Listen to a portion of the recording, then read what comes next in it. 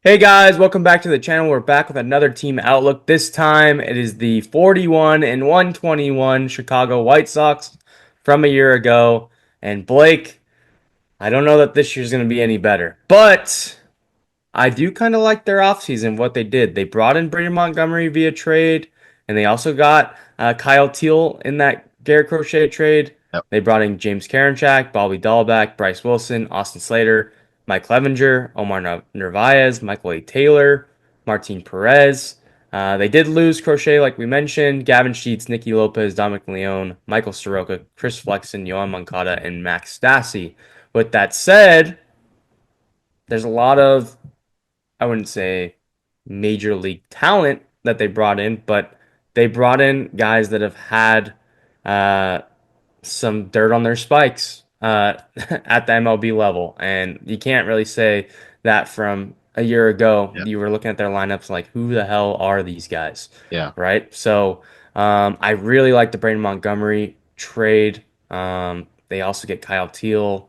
They traded Lucas Giolito in the past for Edgar Cuero as well. So it's going to be a nice little um, platoon back there. You would think with Teal and Cuero down the road if they don't move away from one of them. But Blake, what are your thoughts about the White Sox offseason before we get into what this lineup and rotation is shaking out in 2025?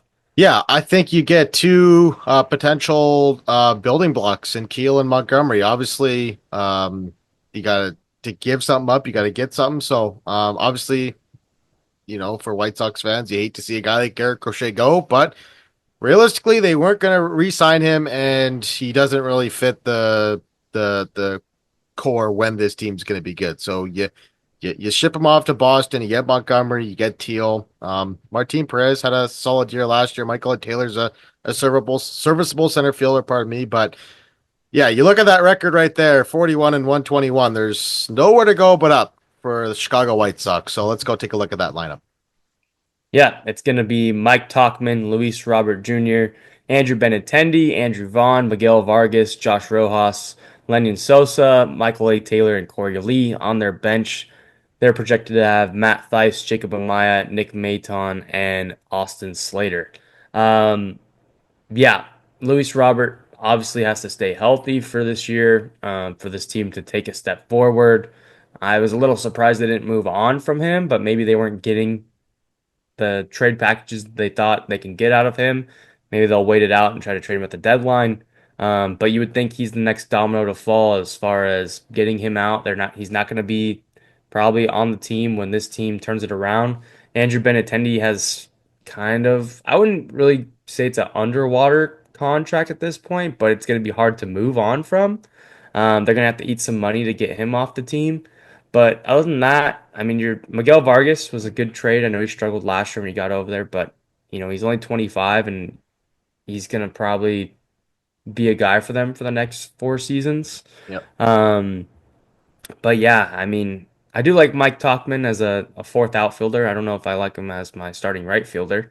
Yeah. But this team just needed players to fill gaps, and they're doing that as they develop in the minor leagues right now. Um, I think the crappiest thing, and White Sox fans, I hate to do it to you. You had the worst team of all time, and you don't even get a top five pick out of that. You didn't even get a top 10 pick out of that, right? So Yeah. um, that hurts the most, in my opinion.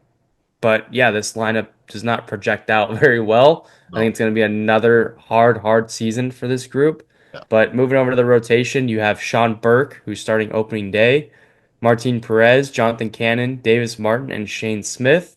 In the bullpen, they have Mike Clevenger, projected to be their closer. We'll see if that actually pans out. Justin Anderson, Ellard, Boozer, Murphy, Gilbert, Vasil, and Bryce Wilson. So Blake, this is the 2025 White Sox. How many wins more do they get than they did a year I ago? think they're going to win over 50 games. Maybe 55. I might, the most I'll go is 55. I don't think they're going to be as bad as they were last year. I think they've added enough veteran pieces that they'll be at least respectable. They, It's going to be hard to top last year, man. 121 losses 55 is a games is lot of losses. respectable. Oh, I mean, 55 games.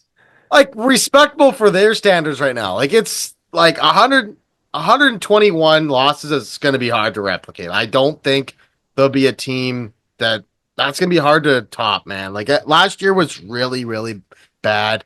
Like there's some pieces in this team that you like. Robert, Benintendi, Vaughn, like solid. Vargas, pretty solid. A little thin after that, but the pitching is very, very, very thin. But um, I'll go 55 wins. Alrighty, well, Fangraphs has them as 62 as their line. So right now you're taking the under on them.